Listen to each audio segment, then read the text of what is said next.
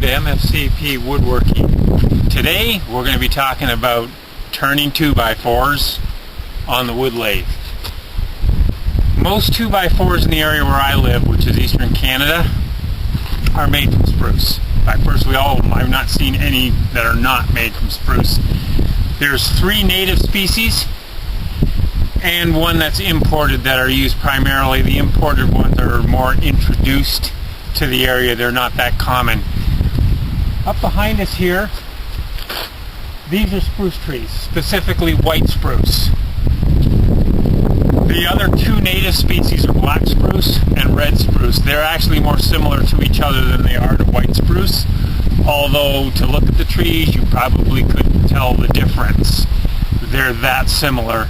Their turning properties are similar as well. The easiest way for me to tell the difference between them is there's a grove of black spruce in back along the lumber road there, a grove of Norwegian spruce, and the reason why I know which is which is because the lumber company labeled them for me. You probably won't be so lucky. That's immaterial though to what we're doing today. Most of the 2x4s that are coming in are one of those 4 species, primarily the 3 native ones. And the number one is the black spruce. Black spruce is probably the most common tree in all of Canada. Of the 3 native species, the one I prefer for turning is black spruce. Not because it's easier, not because it's more common, but because there's more resin in it and the grain is more distinctive. I find I get more attractive results out of what I turn. When I first started turning, it wasn't my intention to start turning spruce or 2x4s. I had learned a little turning when I was younger. I did a little bit through the jobs that I did. I broke down and bought my own lathe.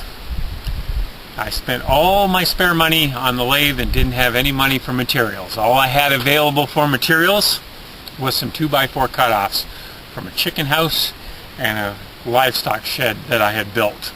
That's all I had available. And after some time I came up with the idea of producing a little candy bowl. Basically, I would take 2x4s, cut them to 6-inch lengths, split them down the middle, turn them on edge, and turn that into a 6-inch by 6-inch bowl blank, which by 1.5 inches deep. Turned it round on the lathe, turned it into a small little bowl. They actually sold quite well. And that's where I got my start. Spruce is not an ideal turning wood. It would not, if I had money or if I had access to other fruit, which I do now, I have access to other woods because I've learned how to get free wood. Access to free wood. I didn't know then that was the best option that I had. I'll cover that in a future video. Getting free wood. As you can see, I live in the woods. There's a lot of wood that I can access right here, and I've learned how and what I can do with it. But the 2x4s are still useful. There are still things I can turn with them. My intention in this video is to introduce you to the subject. This is the beginning of a whole series that I intend to do on it. I'm going to show you how to make a lot of small items and show you the things that you can do with it so that you can make bigger items out of it. Okay, we're over here in my shop area now. As you can see, part of my shop is outside.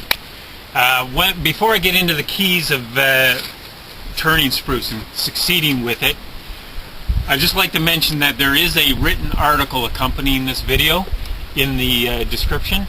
I'm not big enough on YouTube to get paid for anything from YouTube at this point. I don't have enough followers, I don't have enough view minutes or anything like that. But these articles I do get paid, not very much. It amounts to pennies, but it does make a difference if people go and read those articles. So there is a link in the description.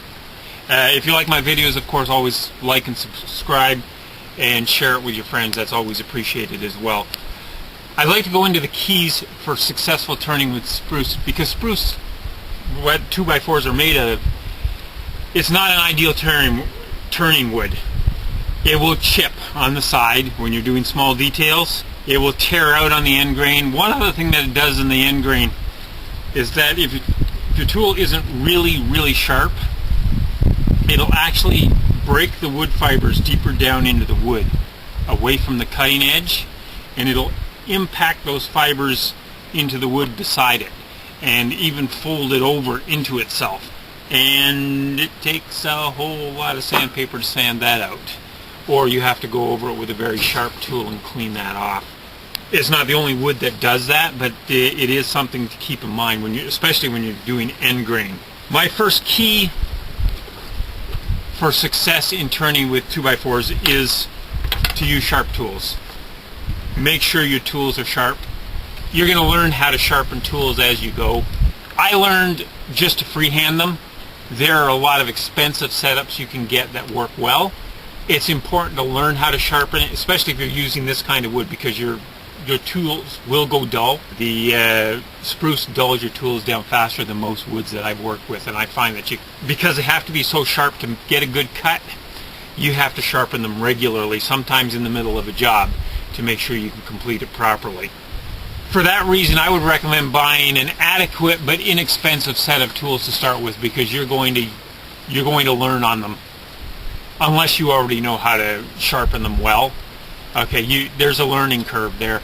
Practice is going to help. You don't have to be perfect. The angles don't have to be as perfect as others would suggest. As long as they're close, and as long as that edge is keen, okay, you're going to get somewhere. If you want to learn about sharpening, I'm no expert. I would look on YouTube and see how a number of them do it. It's pretty easy to find. Just look up wood turners. I'll mention a couple here briefly when I move on to the next point here. The next point is improve your technique. You can improve your technique by watching experts do it. There's a number of them online that have really helped me. Keep in mind, when I first learned to turn wood, I basically watched a very inexperienced shop teacher take a round nose tool, a round nose scraper tool, and he did all his turning with that. That's what he demonstrated. He showed us how to use it, and that was all we saw. And for that reason, for a long time, a lot of my tool usage, I tended to use all my tools as scraper tools rather than slicing tools. And I had to learn how to do that. The way I learned a lot of it is by experience, and some of it I learned by watching on YouTube. There's four in particular that really helped me a lot. There's Brian Haven, there's Mike Peast, there's Ashley Harwood, and the guy from the channel called Worth Effort. These people were really good. They explain it very well. They will teach you basically all you need to know initially for turning wood. They do a really good job with that. I highly recommend them. But just practice. Don't lose heart. Practicing will make you better. My technique will improve, and it will allow me to do more with it. The third point is design. You need to learn to work within the material that you have. Spruce is not an ideal wood turning wood. I have a 5-point scale rating. I give spruce a 2.5 out of 5. The reason why I give it 2.5 out of 5, it tears out, it chips, it's hard on the tools, but you can get really nice results out of it. So if you can't find anything else, or if you really want to turn this stuff, it's worth doing. That's why I give it a 2.5. Down to a 2, I would still do it. A 1 on the scale is something that you can turn just to say that you've turned it. I wouldn't recommend the stuff at all. Whereas there's other woods I've turned that I would give a 5 out of 5. They're excellent woods. With design, simplify.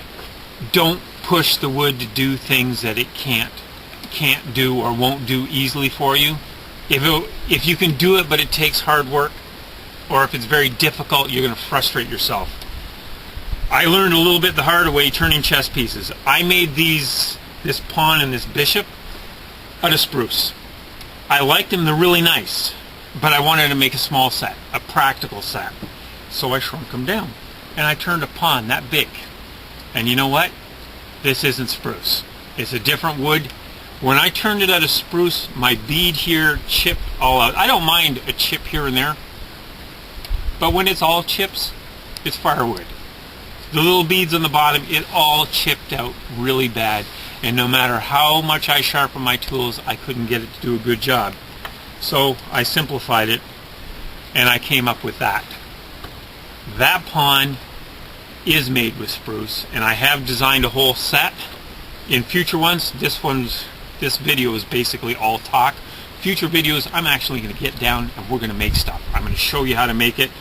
One of the things is a chess set. Another thing is a candy bowls that I made in the past, and you can get really, really nice results.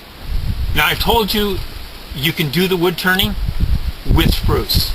There are two hidden costs that I want to make sure you know about. One thing is, we've already talked about, it'll dull your tools down. The more you grind your tools, the shorter they're going to get. Okay, they will eventually wear out. Turning spruce, you'll wear them out faster. That's a hidden cost. Another hidden cost is spruce doesn't turn as clean as a lot of woods. You're going to use more sandpaper. That's another cost. It's not huge, but it adds up over time. Just keep it in mind. The wood is cheaper, but there's a trade-off. Once you've kept that in mind, we're going to go into this in coming videos, and I'm sure you're going to enjoy what we have to show you. I've received a lot of help from my son on this. He does a lot of camera work. He does a lot of my editing. I'm going to give him a shout out. He does have a channel for gaming and stomping around in the bush with me. He did one really recently, which I really like his video. I'm really impressed with it. Me and him stomp around in the bush and find a couple of somebody's do-it-yourself junkyard. We found some old cars that have been there for 30 or 40 years, and it was pretty cool. His channel is Amy2, Amy AMY2. Okay, look him up. If you like that sort of thing, subscribe to him. Okay, he's been a big help to me. So look forward to doing more videos for you, and next time we're going to get into some action. We're going to do some real turning.